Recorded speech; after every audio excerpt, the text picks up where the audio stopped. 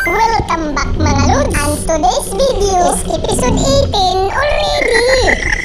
You see that? The snapper is seeing you also! Agay, naka-eskapo! But don't worry mga lods! There is Danggit sleeping at the back! I'm warning you, my pana is excellent! Agay, headshot! Because the body is malapad! We have no pang-ulam already mga lods! I'm sorry for my English because I only graduate elementary! And remember, sarcasm is the key! Shout out to you, Idol Anahaw Arnold and family! There is Salmono swing-swinging by headshot the back na pikiti.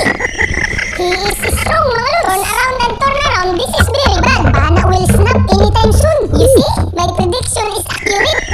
I will try to catch him. Don't worry, hey, come over here and give up yourself already. Oh no, I already lost him. Sorry mga lods, my power is not enough. I'm very sorry for that lost fish mga lods because that fish is very big. Anyway, we will try to find another one. You see? It is here already. The snapper is waving on us. Are you sleeping? We'll see. There are two of them mga lods. Ouch! Headshot at the back again. Tumagos! Just continue your sleep, another fish. Because for today, you are safe. So shout out to you, Idol Rico Turaldi. Very big snapper coming on us mga lods. This is very beautiful, you see? Ouch! Headshot, don't struggle much because the pana is secure and you are my ulam in the future. Therefore, shout out to you, Idol Ayi Banyes.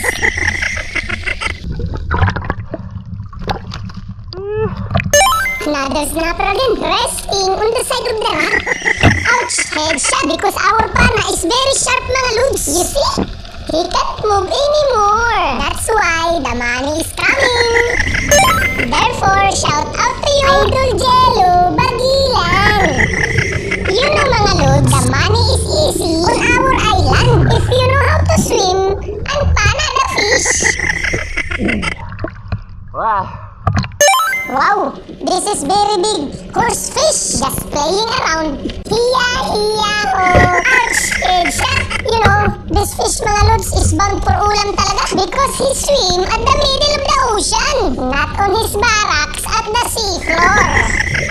Even if we are not here, there are so many predator fish to eat him. Therefore, shout out to you, Idol Den Den. Wow! Sikat ka! Watch out for the far 2